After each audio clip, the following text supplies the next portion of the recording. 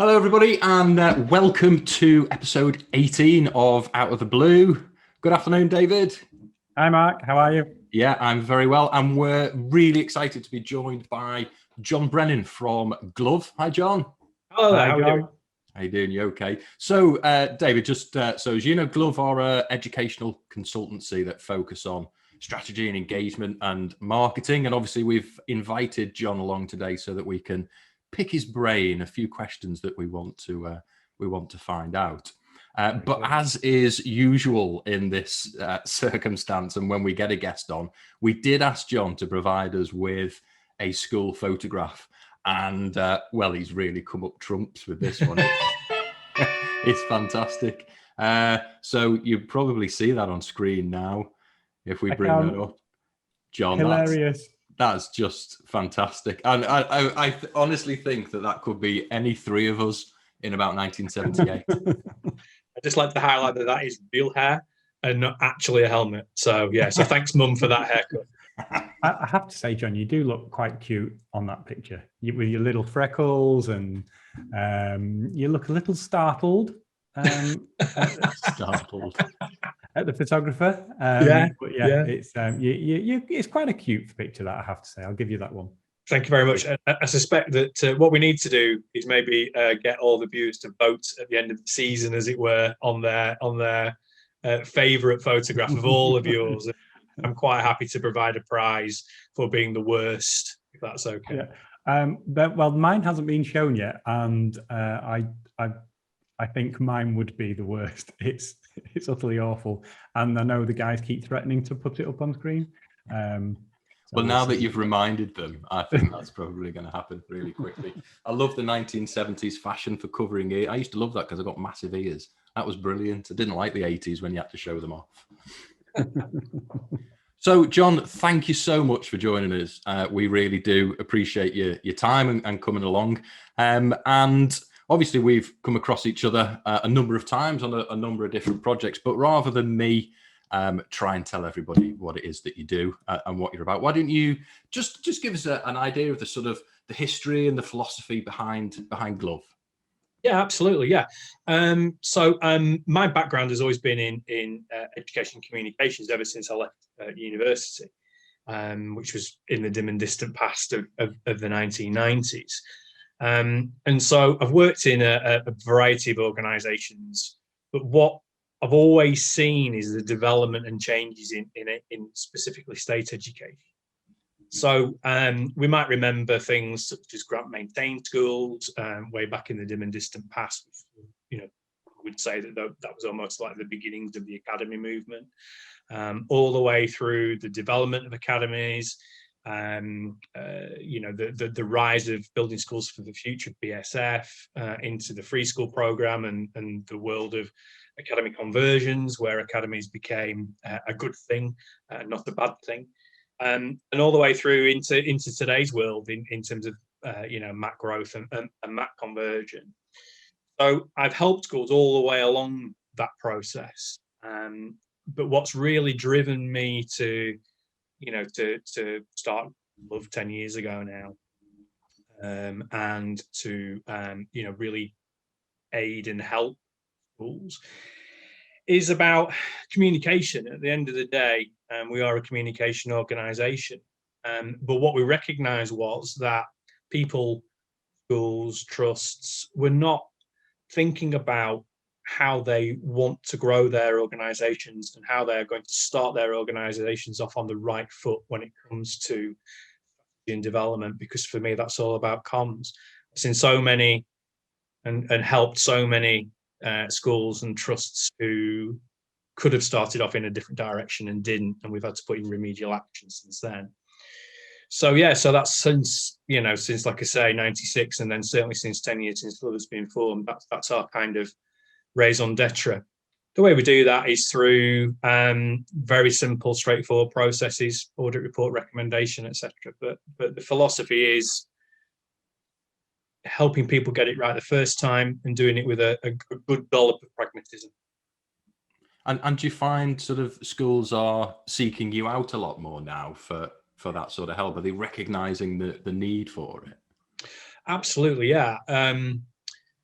more and more schools are understanding, and trusts are understanding, that communication, number one, needs to sit at the heart of any strategy, because if you're going to do something, you've got to tell people about it. If you're going to do something, you need to get people on side and to support it, and those are all communications issues. So the schools and the trusts who sort of like start to understand that a little bit more are certainly seeking out people who can help them do that, because it isn't necessarily a skill set that sits within a traditional educational organisation. We absolutely understand that. Yeah. And how does that relate to sort of multi-academy trusts? So again, as trusts have started to grow, and certainly the trusts that have started to understand about how corporate and multi sort of like cellular organizations actually need to work, they've very much started to say, okay, well, we need to be communicating what it is that we're actually about. So what are our values? What is our vision? A really good example of that is, for instance, if you go away and read some of the work that Debbie Carter did, the former National Schools Commissioner, on the reasons why multi-academy trusts are a good idea, and certainly his latest book, Laura McInnery, on leading trusts, we can see that one of the reasons why trusts work, for instance, is through recruitment of good staff and retention of good staff, or R&R strategy.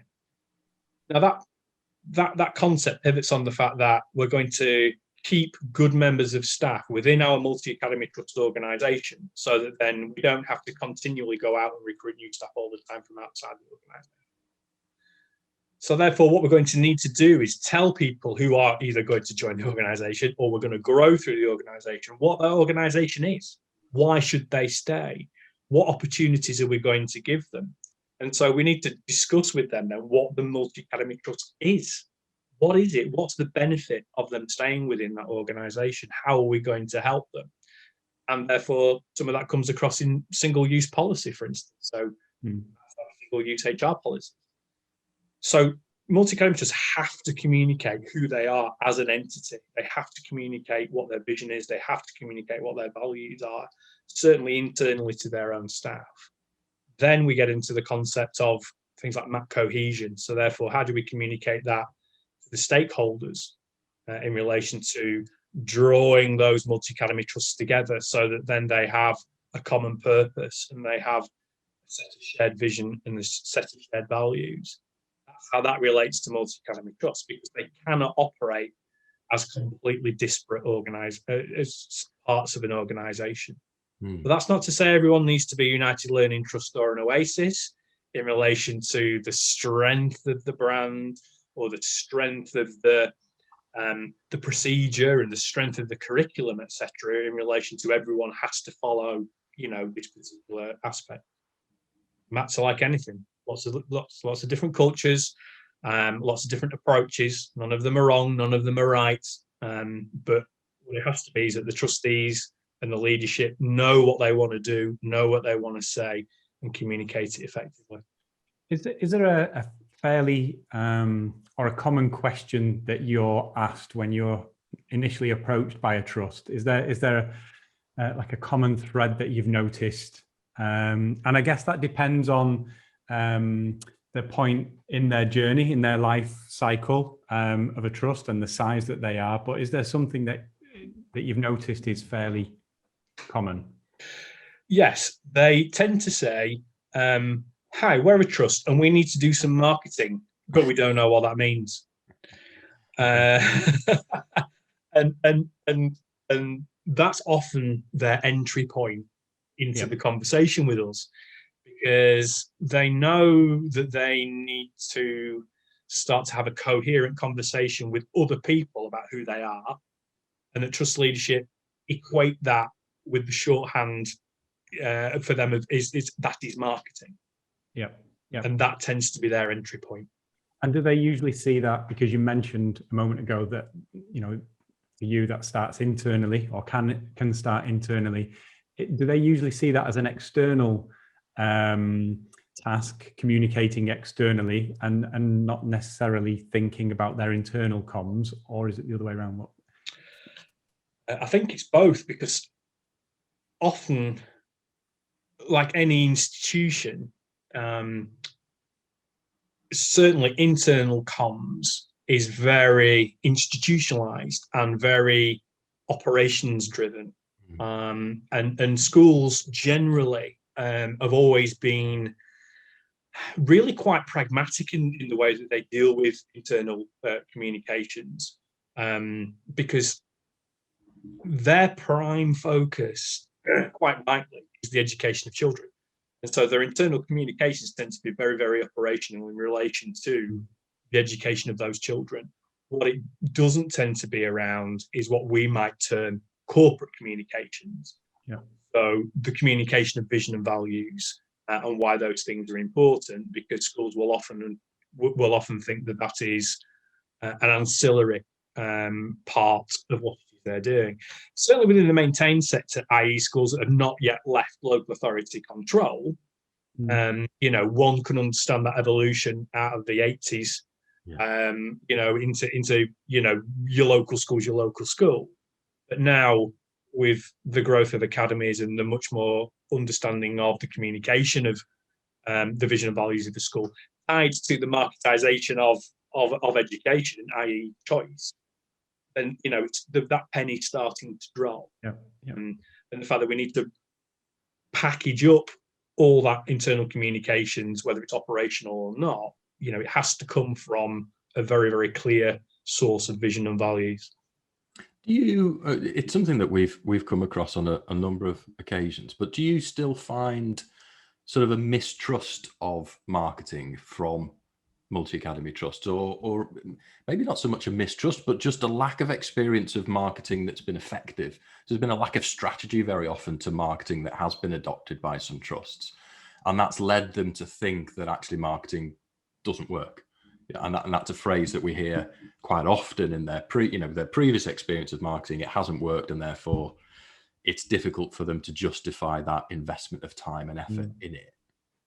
Absolutely, and marketing, is and can be a bit of a double-edged sword for organisations such as us, because like I said before, it is a helpful entry point, because people at least think they understand what marketing is, that then they can sort of like ping onto that as a beacon and go, I need some of that. But also people can see again that it is an ancillary piece of information, piece of service that they don't really need, because why would any trust need marketing?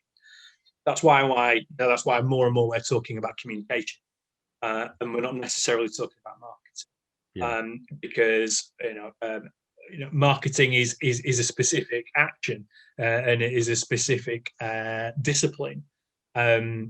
Just because people think that that's what they want, actually it isn't what they need. What often they need is the development of that's based on that philosophy about becoming outward looking, about thinking about what it is that the entirety of your organization and its stakeholders need, not being inward looking. And so the actual the best bit of our job is when we talk to people who are skeptical about marketing, but then we show them what is essentially the common sense of, you need to communicate who you are or else no one will listen to you. And then they go, oh yeah, I get that. And you go, yeah, that's what you're not doing. And that's why you need some help. Interesting. It is, because it's so often, and I think that goes hand in hand, really, like a glove, with the visual identity as well. That whole branding element, and they really do need to work together. That comms, vision and values piece need to work with the branding. It's not just a logo design that looks pretty. Actually, there's rationale and meaning behind it, which has to work with those vision and values and what the trust stands for. Very much so, and I'll take you back to the comment about not everyone is a United Learning Trust. And and this is where we absolutely get into the nitty gritty. Glove gets into the nitty gritty with their clients, is to say something along the lines of, okay, you're a Matt. You think you want to attract a certain kind of school because that fits into your growth plan, if they've got their growth plan sorted. Mhm. And that you have got capacity to take on schools that are graded Ofsted, and you'd like some Ofsted grade ones. So my question is in relation to vision and values is, how do you think you're going to attract a good or an outstanding school to your multi-academy trust? You're saying that is the type of school you want to come across. Yeah. One of the things that we're going to end up talking about very quickly is, what is it called and what does it look like? And as a good or outstanding school, the negotiation process may well be that if they are going to join your multi-academy trust for whatever reasons they think that's going to be a good idea, is that the brand and how the brand worked in relation to that school and your multi-academy trust is going to be a discussion point that will need sorting. So, i.e., straight down to visual identity. How do the MAT, how does it manifest itself through that school, and how important is that or isn't that? Right back to the beginning of the conversation that we had, how important is it for a multi-academy trust to express its vision and value through school? Yeah. So, does that come down to, everyone has to use the same colours, everyone has to use the same strap line, everyone has to use the same this, that, and the other. And those are, I tell you by experience, serious sticking points that need ironing out within any MAT expansion negotiation. Yeah, we found that many times. That's in fact, I think it's been one of the questions on this show as well, hasn't it, Mark? Yeah. How do we encourage the schools to take on board the vision and values of the trust without diluting the school's individual identity? And I think there's a fine balance there. It plays into it plays into the need of the trust to actually be attracting the right-minded leaders in school. If that makes sense, they're very often looking for leaders that can bring something to the trust. If that's their sort of ethos and mentality, or they're looking for leaders that don't want that want someone to come in and just pick them up and provide everything to them. And look, they're very, very different schools. And if you've got your vision and values set and you know that identity, it must be so much easier to attract that interest from the right character of school, I suppose. Yeah. Very much so. And different organizations approach growth in different ways. And so, I have conversations with similar organizations to ourselves, but their approach to talking to multi-academy trusts about growth is in relation more to whether it's going to be a good financial fit. Yeah. So very much more project driven in that way. Our approach is are they a cultural fit in relation to your vision and values? Because it's no good looking at the pounds and the pennies and the due diligence further down the line in that way if you're trying to stitch together two inherently different organizations. That will not work. Sorry, Dave. I was going to say we've been chatting quite a lot recently and on these shows specifically about sort of MAT growth, and we attended the MAT growth and merger conference a couple of months ago now. So we've had lots of sort of discussions around that. So it's interesting to bring you in on that sort of conversation. If you had sort of 3 recommendations for a MAT that was looking to grow, what could we sort of suggest for them as a starting point? Sure. Yeah. Well, you'll be glad to hear. Certainly near the top of my list is that appearances are important. So as a multi-academy trust, you are asking people to join your organization. You are asking people to join your family. And what people are going to be looking at is, what is the quality of that organization? Now, as people who are invested in communication and brands such as we are, is that we know that really, and especially because joining MATs can be a competitive process, i.e. there may be more than one multi-academy trust who's interested in you as a school. you've got to have good quality communications. You've got to have good quality branding. You've got to have the quality of the process there. That is all absolutely reflective of your management as an organization, which you know. but absolutely, you know. And so if your website's ropey, if the branding across your schools is inconsistent, the quality is inconsistent, or there's not a narrative behind an inconsistency. You know, we can tell that it's just all a bit of a patchwork and a mishmash. You know, that is, you know, you need to get that sorted, you know, really, really, really early on as an organization. Yep. Secondly, through that as well, you need to communicate your character. And going back to, you know, the fact that what we need to do is we need to make sure that we're matching up multi-academy trusts and schools and other multi-academy trusts with similar visions and values, similar ways of working, similar ways of viewing the world. And so, you know, the communication of that character it is really, really important. And that's like evidencing, you know, that's what you need to be doing, is evidencing your vision and values. So if you have this very specific set of vision and values, tell us some stories about how that actually works, you know, and that it isn't just a line. Show me your school development plan where you actually, you know, categorize what you're doing as an organization through those visions and values. And do you have an example of how that could represent itself, those points you just mentioned? Certainly the latter one, the evidence and vision and value. Social media is brilliant for that. Right. Because as a multi-academy trust, what we've got is we've got essentially a central hub. I was talking to someone just earlier before about the idea about a multi-academy trust as an atom, really. And what you've got a nucleus in there that one could sort of say is the representation of the trust central organisation. But then whizzing around it, you've got all these constituent organisations. Most of those will be schools. There will be other aspects to them, potentially things like teaching school hubs are a new thing. Skits, teacher training, you know, all the stuff that schools get involved in these days. And each of those belong to the trust. And so what they can do is that they can communicate with each other and therefore externally through social media about evidencing what those vision and values are. And you do that really, really overtly, and you can do that through hashtags. So because it's an example of everyone understanding and everyone communicating what the vision and values of that organisation are.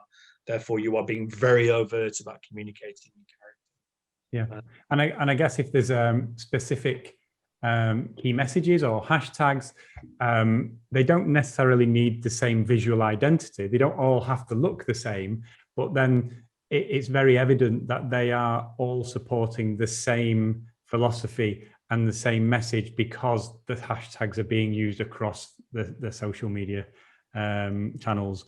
You know, the messages are supporting the same kind of voice, the same message that's being put out. The imagery might be different because there's different, you know, children, different types of schools, different age ranges. But actually, if you know, pride is one of those mission statements or values, then that's going to be in your imagery, in your photography. You're going to look for those images that showcase that. You're going to say that in the wording that you're using and how that's said. And I think that's one of the things that we get asked quite a lot is we're developing the logo for a school and that brand identity, the visual identity, and we're giving a whole list of words or values that we have to try and shoehorn into a visual identity.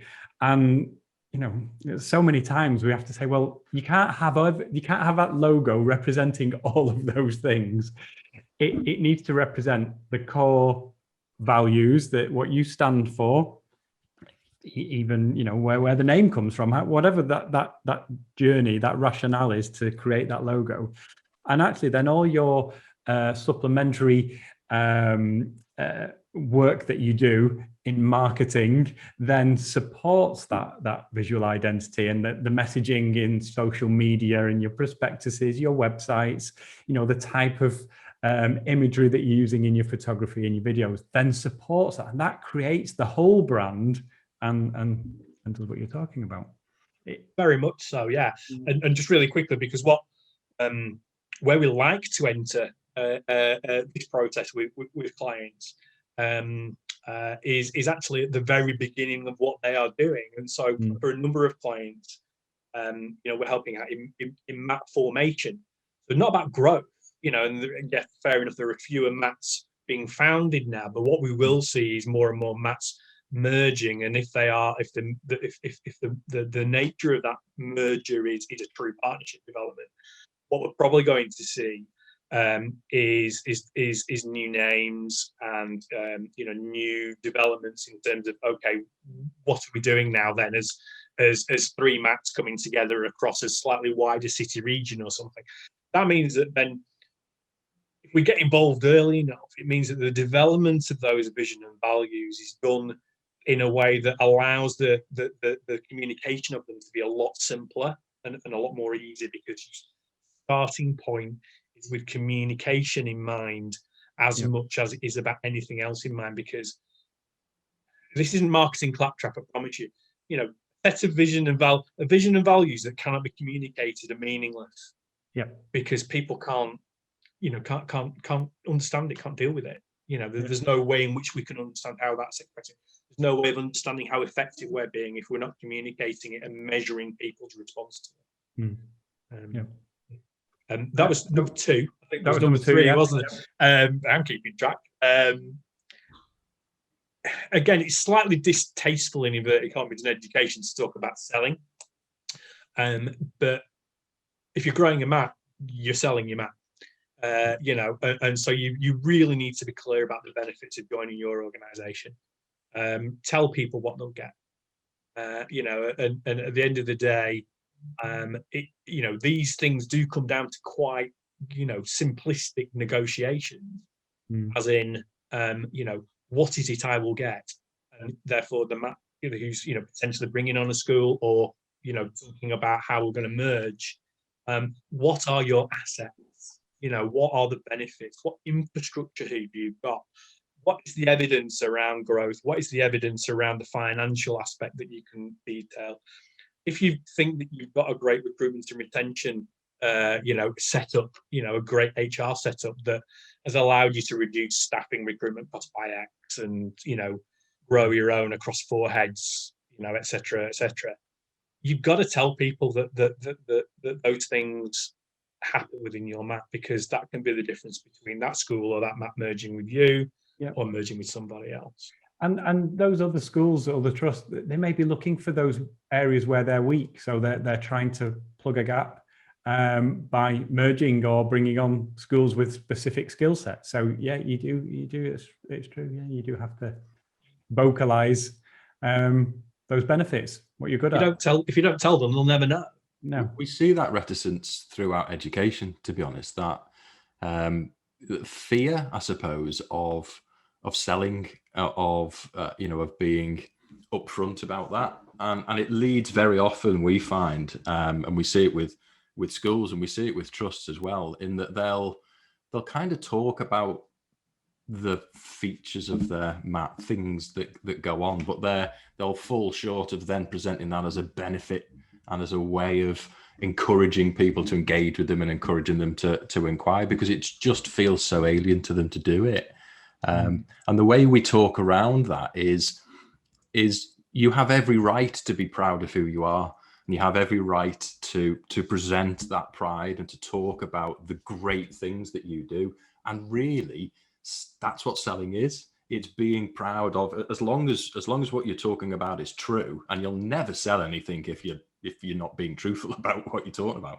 So as long as it's all true, you've got every right to be really proud of that and present that in a way that encourages people to engage. And I think that helps people understand and removes that scary selling word, perhaps, which I understand. It's a bit corporate, isn't it? It's a bit not quite a little bit in keeping in education. John, thank you so much for your time. We've run out of time now, but thank you so much for joining us this afternoon. I think we could chat all day, to be honest. We've covered quite a lot of ground there, but hopefully everybody's found that useful. I certainly have. We'll be putting John's contact details on at the end. So stay on the end and you'll get John's email address. And John, I'm sure you'll be happy to engage with anyone that wanted to chat a little bit further and perhaps ask for some more help and advice. Absolutely, yeah, and certainly our starting point is just a conversation with people. Really happy to chat through things, and often, like this, a brew and a chat over Zoom can start off a lovely relationship. Yeah. Brilliant. Okay, fantastic. Thank you so much for your time, John. Really appreciate it. Thank you so much. Nice to see you. Thanks again, David. I'll see you next week. You will. Okay, brilliant. Thanks, guys. See you again. Thank you. Bye-bye now. Bye-bye.